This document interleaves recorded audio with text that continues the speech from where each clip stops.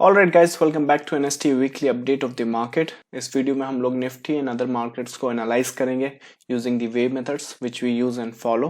But again मैं start करने के पहले आपको बता दूं कि ट्रेडिंग रूम के रिजल्ट्स अपडेट हो चुके हैं टू द लेटेस्ट.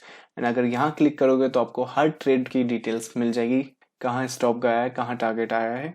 और इस week actually you can see we had the accuracy up to 100% in our trade setup which I explain in the trading room. But 3 दिन मुझे कोई खास ट्रेड सेटअप दिखा नहीं तो I didn't provide it. But 2 दिन की ट्रेडिंग में भी single target is 13% up and 17% up on the trailing accounts. So that's the update on the trade setup we had in our trading room. So let's go with the analysis now. Alright guys, welcome back to the charts. So Nifty से शुरुआत करते हैं, Nifty को analyse कर लेते हैं. पहले last update से लेके यहाँ तक अभी तक आई थिंक कुछ खास हुआ नहीं है. यहाँ से लेके आपका यहाँ तक मार्केट आया है और I think we can see कि ये ब्रेकआउट करने की कोशिश कर रहा है, राइट. बट इस ब्रेकआउट की मैं स्टोरी आपको बताता हूँ लोअर टाइम फ्रेम पे. पिछली बार से कुछ खास इन्फॉर्मेशन हमें यहाँ मिल चुकी है. We are seeing this as a consolidation phase and we are trying to break that out. That information we got on this time frame. तो ये पिक्चर दिमाग में रखते हुए अगर लोअर टाइम फ्रेम पे जाते हैं तो मेरा एक ही कंसर्न है इस अपवेव और इस ब्रेकआउट को लेके. कई बार मार्केट में क्या होता है कि जो डाउनफॉल आया हुआ होता है 2:30 बजे के बाद 3 बजे के बाद एक प्रॉफिट बुकिंग फेज आता है. उस फेज के कारण कई बार रिवर्स डायरेक्शन या एंटी ट्रेंड मार्केट ट्रेड करता है उस फेज में. फॉर एन एग्जाम्पल, अगर मान लो मार्केट आपका दिन भर नीचे जा रहा था तो 2:30 बजे के बाद आई थिंक प्रॉफिट बुकिंग के कारण you have this anti phase और up wave against the move direction. Next day क्या होता है, ये पूरा का पूरा रिजेक्ट होकर you are having the next down wave, right. So उस केस में इस टाइम फ्रेम पर मंडे को you should all be focusing on this impulse. Pay attention there. अगर ये अपने आप को सस्टेन करता है outside the trend line then you are expecting this move to tag this high. अब वो इस वीक में हो या नेक्स्ट वीक में दैट डिपेंड्स. बट इस इम्पल्स पे फोकस करो. किसी भी कंडीशन में ये इम्पल्स रिजेक्ट नहीं होना चाहिए, विच मीन्स कि मार्केट को वापस स्ट्रक्चर में नहीं आना चाहिए. अगर मार्केट ऐसा करता है then you expecting this wave, trade this wave if you have this strategy to trade that. So intraday और इस वीक की ट्रेड पर्पस के लिए इस इम्पल्स और इस कंजक्शन पे ध्यान रखो and try to read the structure somewhere here. So that will be Nifty from my side for this week. Bigger picture में आपको बता दूं, अगर कंसोलिडेशन फेस करते हो आपका मार्केट यहाँ टैग करता है and I am telling you guys, if market sustain these points and these rallies, forget about this point. क्योंकि ये मैं पहले भी बता चुका हूँ और अभी भी बता रहा हूँ, ये अपने आप में एक फिनिश्ड एंड कंप्लीट लैग है. अगर मार्केट यहाँ ट्रेड कर रहा है विच मीन्स इसके एग्जीक्यूट होने के या इसके आने के चांसेस काफी लो हो जाते हैं. ऑलराइट, जो डाउनफॉल था वो इतना ही था. Now let's trade the next move. We are very close to it. Alright, so that's a bigger perspective from my side on Nifty. Bank Nifty पे अगर चलते हैं, so बैंक निफ्टी का जो स्ट्रक्चर है वो अभी इतना ब्रेकआउट नहीं हुआ है जितना निफ्टी का हुआ है. अगर आप ध्यान दो तो देखो अभी भी मार्केट आपका उसी ट्रेंड के अंदर लगभग ट्रेड कर रहा है, विच मीन्स कि ये जो लेवल यहाँ पे दिख रहा है ये हाई, इस पर ध्यान रखो. इंट्राडे के लिए आई वुड सजेस्ट कि इस इम्पल्स और इस फेज पे ध्यान रखो. जितनी भी ट्रेड आपकी इंट्राडे बेसिस पे बनेगी वो इन दो मूव के बेस पर ही आनी चाहिए. बिगर पर्सपेक्टिव के लिए मैं बता दूं, अगर मार्केट आपका ये टैग कर देता है and sustain that and Nifty is behaving the exactly that way, you are expecting this market to tag the highs. Alright, that will be the perspective from my side for the buy direction in bank Nifty.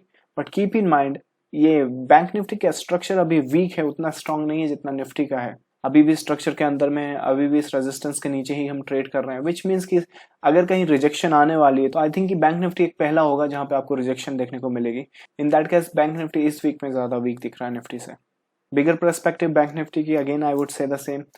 ये leg की जो qualification है वो already complete है, ये extension चल रही है, रिवर्सल कभी भी आ सकता है. जब तक ये ट्रेंड ना टूटे short term down side trade कर सकते हैं. बट पे अटेंशन, अगर डिटेल एनालिसिस बैंक निफ्टी पे नहीं देखा है तो आप देख सकते हो, चैनल पे पड़ा हुआ है. Then you would know what is the next big move we are expecting. Alright, crude oil से स्टार्ट कर लेते हैं. Commodity market. So commodity market, crude oil we are expecting a down wave. यहाँ से एक डाउन वेव एक्सपेक्ट कर रहे थे. I think market actually change the structure from somewhere here, but कुछ भी मार्केट में बदला नहीं है from a bigger perspective.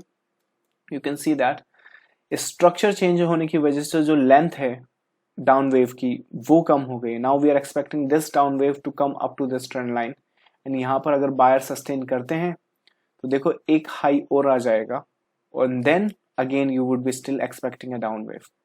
So structure like this में अगर बेस्ट ट्रेडिंग अपॉर्चुनिटी ढूंढनी है तो हमने ट्रेंड लाइन के आसपास देखना है क्या स्ट्रक्चर बनता है।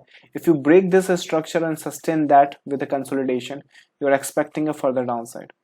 क्रूड ऑयल में अभी भी एक्सपेक्टेशन वीक की है, ये अपने आप में एक वीक स्ट्रक्चर है। Alright, so I would say अगर बाय अटेम्प्ट करनी भी है, लेट्स से कि market is making this structure, अगर वेव्स को अच्छी तरह से ट्रेड करना है तो आई थिंक बाइंग के लिए आपको यहाँ पर एक अच्छी ट्रेड मिल सकती है। उसके अलावा मेरे पास कोई रीजन नहीं है इस मार्केट को बाय करने का। If we see that buy signal, see that buy sign, we might be trading that, but जब तक ये स्ट्रक्चर टूटता नहीं है, दिस डाउनफॉल यू सी, और ट्रेंड लाइन के नीचे अगर कोई करेक्टिव स्ट्रक्चर आपको डेवलप होता हुआ दिखता है, you are expecting for the down side. जब तक इस ट्रेंड के लेफ्ट साइड में रहोगे, डाउन साइड एक्सपेक्ट करते रहो। एक जो सपोर्ट आपको मिल सकता है शायद ट्रेंड लाइन के आसपास देखने को मिल सकता है। गोल्ड, सो गोल्ड में we were expecting a down wave, this was the forecast we made last week and this is what has happened in the market.